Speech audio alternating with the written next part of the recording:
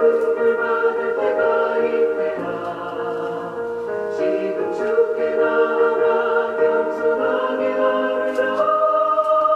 구원함을 얻으리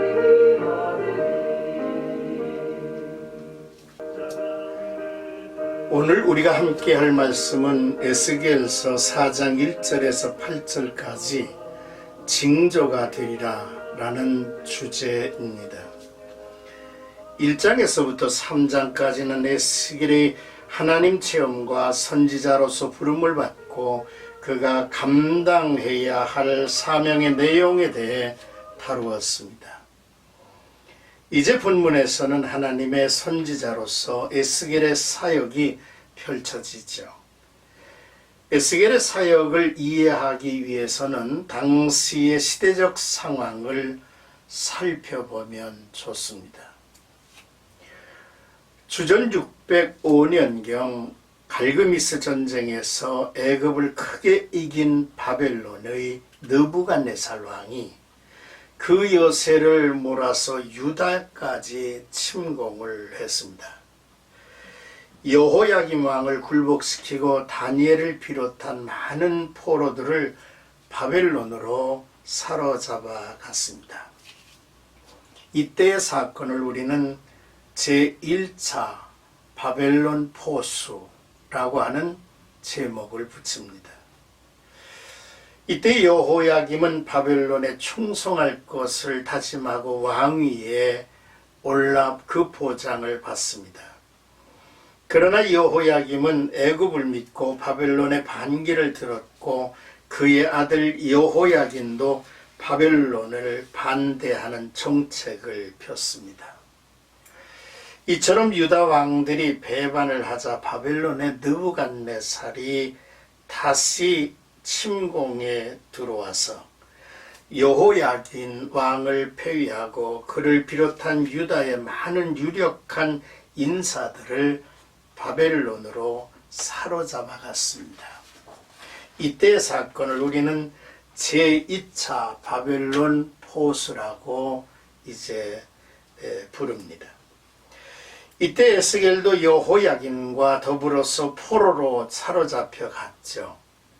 이제 유다의 왕위는 여호야긴의 숙부인 시드기야에게 맡겨졌는데 그도 역시 바벨론에 충성할 것을 서약하고 왕위의 보장을 받았지만 유다와 또 그의 백성들은 여전히 바벨론에 대해서 반감을 가졌고 전통적으로 애굽을 의지하는 경향으로 이어져 갔습니다.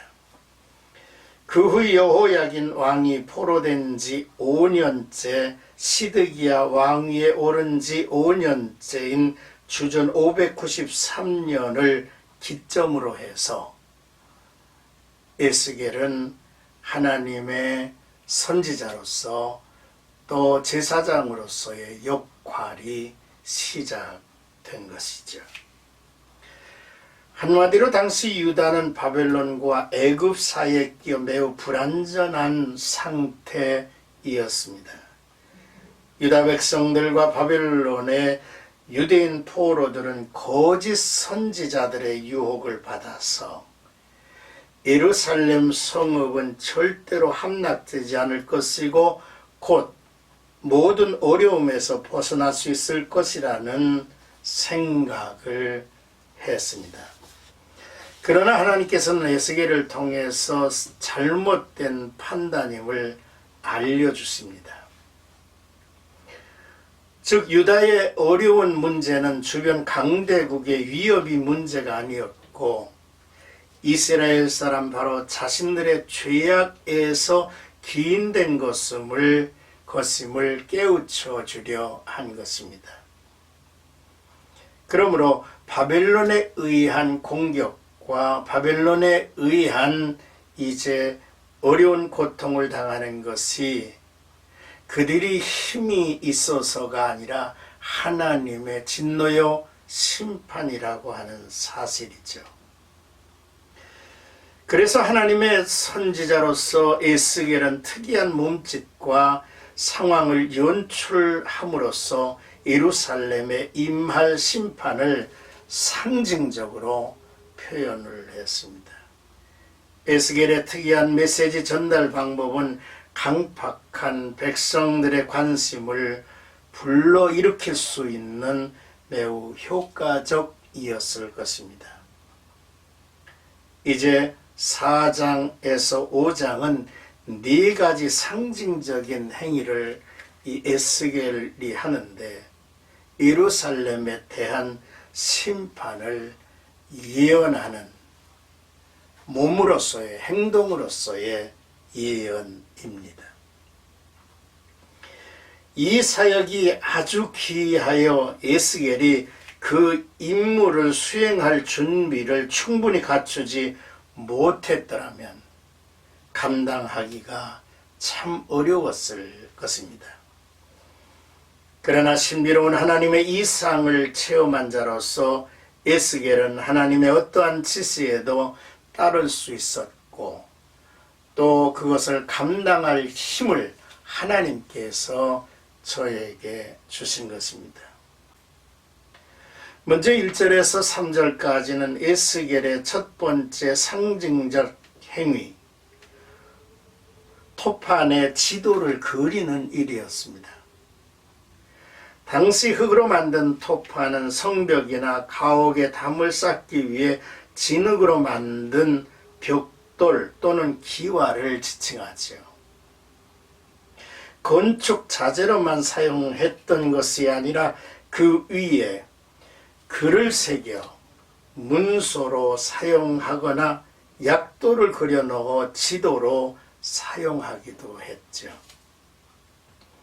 에스겔은 패역한 백성, 나를 배반한 자 이스라엘의 멸망을 예언하라는 사명을 받았으나 말을 하지 못하게 되었던 그는 이스라엘의 멸망의 징조를 토판에다가 그림을 그려서 어떻게 예루살렘이 함락이 되고 망하게 될 것이라는 예언을 하게 되었습니다.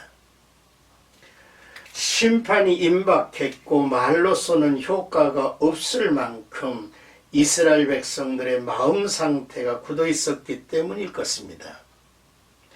때로는 많은 말보다 상징적인 행위가 말하고자 하는 의도를 더욱 강력하게 전달할 수 있는 것은 사실이죠.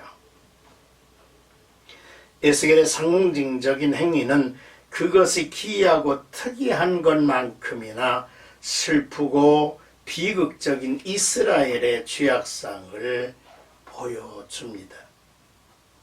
여호와께서 집을 세우지 아니하시면 세우는 자의 수고가 헛되며 여호와께서 성을 지키지 아니하시면 파수꾼의 깨어 있음이 경성함이 허사로다 라고 말씀을 하셨습니다. 이제 4절에서 8절까지는 에스겔의 두 번째 상징적 행위입니다. 좌로 눕고 우로 눕는 그것으로 이제 하나님의 심판의 이제 기간이 어느 정도 이어질 것인가를 예언하셨습니다. 토판에 그려진 대로 예루살렘의 주변국으로 말미암아 포위되어지는 징조가 보일 때 심판의 날인 줄 알라는 것입니다. 에스겔 북쪽을 향하여 옆으로 390일을 누운 것은 북이스라엘에 대한 심판을, 남쪽으로 40일을 누운 것은 유다의 심판을 보여주는 일입니다. 이를 합하면 430일로서 하루를 1년으로 쳐서 430년으로 이스라엘 백성이 애굽에서 고난당하였던 기간과 의미적으로 연관되어 있음을 보여주죠. 얼마나 힘들었겠습니까? 에스겔은 북쪽을 향하여 옆으로 390일을 누워 있어야만 했어요. 그리고 또 남쪽으로 40일을 누워 있어야 했다는 거죠. 이는 북이스라엘과 남유다가 이방인들에 의해서 받을 환난의 기간을 상징적으로 표현한 것으로 과거 애굽에서 이스라엘 백성이 430년을 고난받은 것처럼 아수르와 바벨론에서도 고난을 받게 될 날이 동일하다는 것을 보여주는 예언입니다. 에스겔 선지자의 예언을 토판에 그려서 예언하는 방식이 중요한 것도 아니고 북이스라엘의 심판으로 인한 390년의 고난의 날과 남유다 40년의 고난의 날수가 중요한 것이 아니라 하나님의 말씀에 불순종한 백성, 즉 패역한 백성, 나를 배반한 자는 심판을 받게 될 것이며 또 너희가 받는 그 고난을 통하여 너희의 잘못을 깨달아야 할 것이고 돌아와야 할 것이라고 하는, 그래서 회복해야 할 것이라고 하는 메시지를 주고 있는 거죠. 성경은 이스라엘이 바벨론에서의 포로 생활을 애굽에서의 삶의 역사로 보고 포로에서 돌아오는 것을 이스라엘 역사에서 제2의 출애굽 사건이라고 설명하고 의미를 부여하고 있습니다. 7절 8절의 말씀에 너는 또 내 얼굴을 에워싸인 예루살렘 쪽을 향하고 팔을 걷어 올리고 예언하라.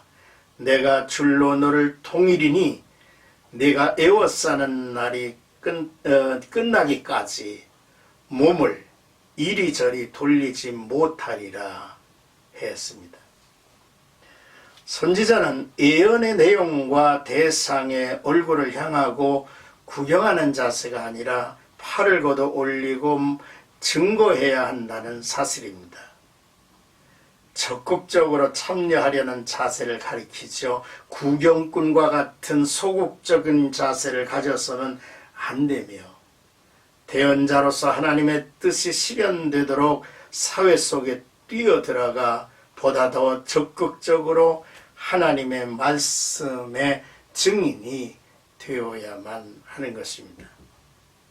내가 줄로 너를 동이고 라는 말씀은 증거된 말씀이 이루어질 때까지 어떠한 고난도 그 자리에서 이겨내야 한다라고 하는 의미를 이제 주고 있습니다.